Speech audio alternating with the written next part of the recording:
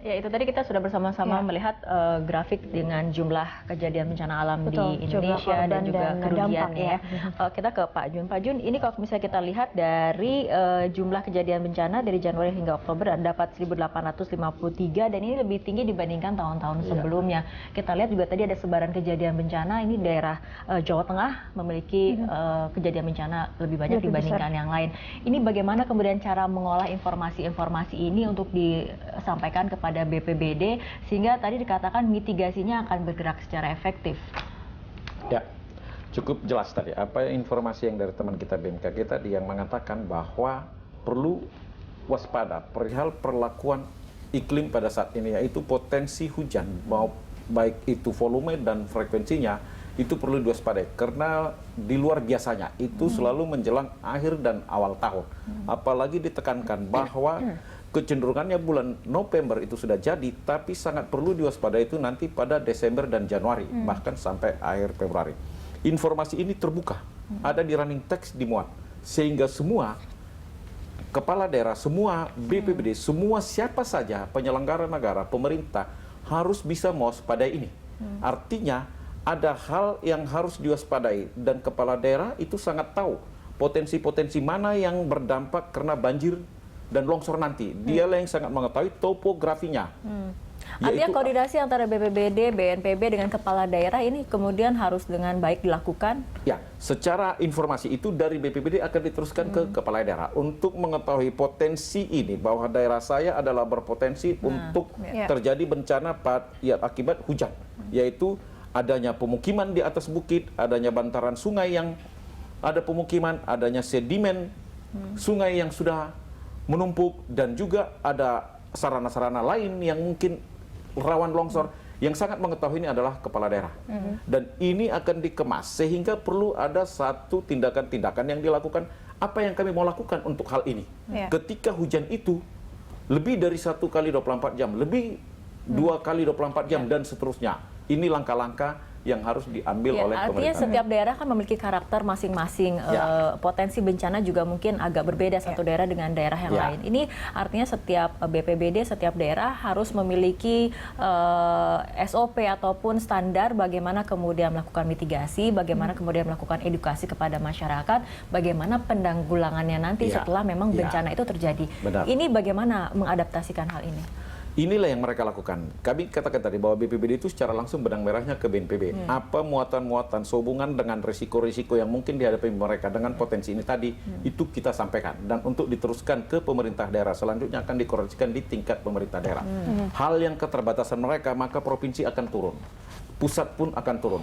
Yang jelas, yang menjadi target adalah jangan sampai ada korban jiwa, yaitu kematian. Dan juga menghindari minimalisir mungkin kerugian-kerugian harta benda akibat daripada banjir. Ini semua dibungkus oleh kabupaten kota yang potensi untuk rawan banjir longsor tadi. Ya, Pak Jun, selain menyiapkan informasi untuk memetakan peta bencana seperti itu di setiap daerah yang berbeda-beda, apalagi yang disupport seperti itu, Pak? Mungkin dari kelengkapan satgasnya kah atau dari peralatan? Karena mungkin karena berbeda-beda, setidaknya setiap daerah sudah mempersiapkan kesiapan mereka untuk menanggulangi bencana, itu pasti juga berbeda-beda seperti itu, Pak. Ya, benar. Kami sangat menyadari itu. Itu yang kami katakan tadi. Dengan keterbatasan daerah, baik itu keterbatasan berhubungan dengan kelengkapan, peralatan, personil, sampai kepada pendanaan, itu pendampingan tetap dilakukan oleh provinsi.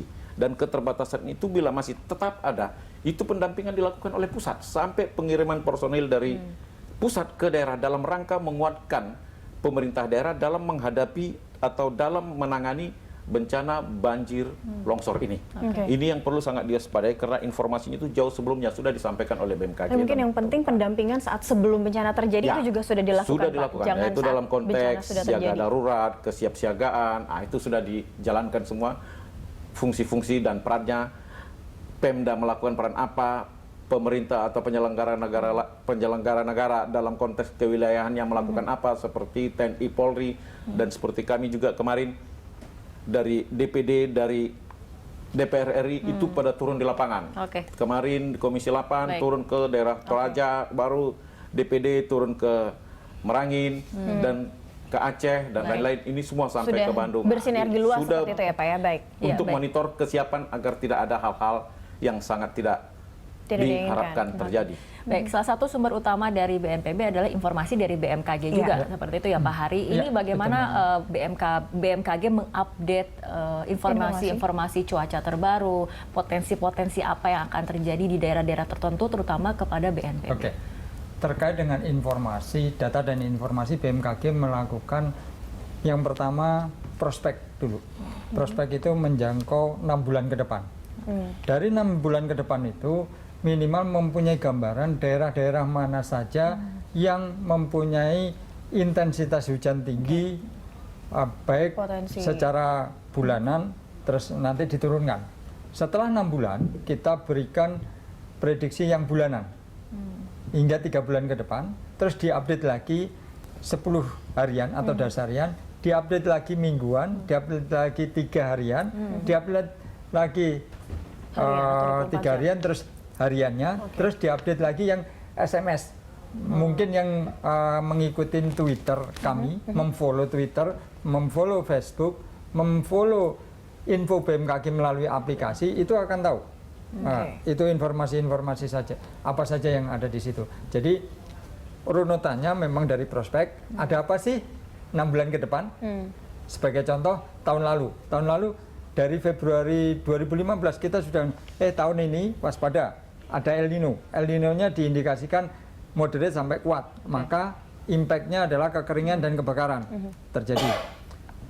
Selama itu terjadi, kita sudah mewanti-wanti. Oktober, kalau terjadi El Nino kuat, maka 75% sampai 80% itu diiringi dengan fenomena La Nina.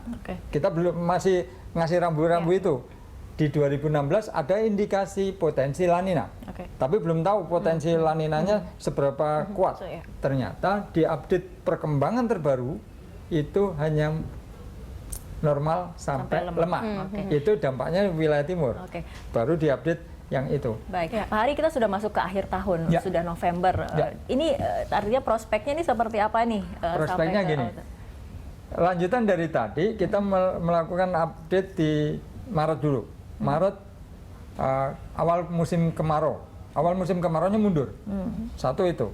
Di Juni, yang biasanya di April, itu di Juni. Oh, berarti mundur. Nah, ada tag lagi, sifat kemaraunya basah. Makanya masyarakat mengidentifikasinya seolah-olah tahun ini tidak ada kemarau. Ya, makanya tahun basah yang terjadi itu ya Pak ya. Maka kita mendeklar tahun ini adalah tahun basah, 2016.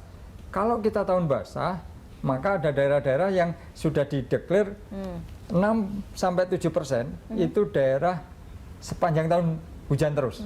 Dari data BMKG, dari data BMKG, daerah mana yang memiliki intensitas hujan yang cukup tinggi dan harus diwaspadai nanti untuk BNPB juga bagaimana cara menanganinya ya? Jadi dari sisi itu seiring berjalannya waktu, kalau tahun ini tahun basah, maka kewaspadaan saat ini dengan tahun basah yang belum memasuki puncak, hujannya sudah mempunyai dampak.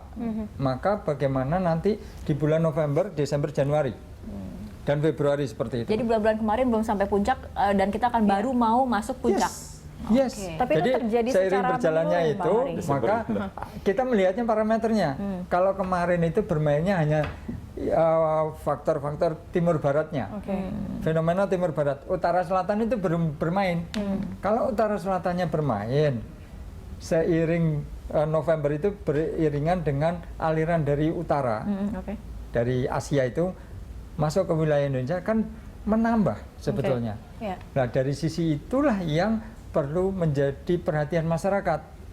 Setelah memberikan informasi seperti ini, BMKG yang di seluruh Indonesia itu men-breakdown daerah-daerah mana saja wilayahnya, dan untuk disebarkan lebih detail lagi wilayahnya. Sebagai contoh, misalkan wilayah Jawa Barat melalui Bandung, Bogor, Jatiwangi itu memberikan gambaran yang detail lagi. Terus wilayah Jawa Tengah, Semarang, Cilacap, Banjarnegara, Jogja itu sudah mendetailkan lagi. Jadi breakdown yang ada dari pusat yang sifatnya besar tadi di breakdown lagi ke daerah masing-masing daerah. Baru Pak Hari, diinformasi. ini artinya kalau dikatakan 2016 ini adalah tahun basah seperti itu, apakah wilayah-wilayah lain di Indonesia yang biasanya kita tahu tidak berpotensi banjir, mungkin seperti itu, tidak berpotensi terkena bencana hidrometeorologi, itu juga bisa terpengaruh oleh kondisi tahun basah di 2016 ini? Ini menarik. Singkat saja, Pak. Singkat, jadi bisa jadi seperti itu. Kok bisa jadi seperti itu? Ingat Kemang. Kemang padahal bukan daerah banjir. Dengan intensitas yang terjadi dengan faktor yang lain, faktor X yang lain, maka terjadi hal yang seperti itu. Jadi bencana-bencana hidrometeorologi kalau kita kaitkan bencana banjir dan longsor, berarti daerah dataran rendah, daerah cekungan, bantaran kali itu banjir. Kalau longsor sama banjir bandang berarti daerah pergerakan tanah tinggi, yaitu perbukitan dan pegunungan. Daerah mana saja, bisa sepanjang garis itu Bukit Barisan, Jawa sendiri. Berarti bisa terlihat dan sudah bisa di mapping seperti itu ya Pak? Betul. Mappingnya siapa itu? Koordinasi BMKG dengan Badan Geologi Kementerian SDM. Itu yang dilakukan. Baik, Pak Hari dan juga Pak Junjungan, kita akan lanjutkan kembali perbincangan, tapi seperti biasa kita harus ikuti jeda berikut terlebih dahulu.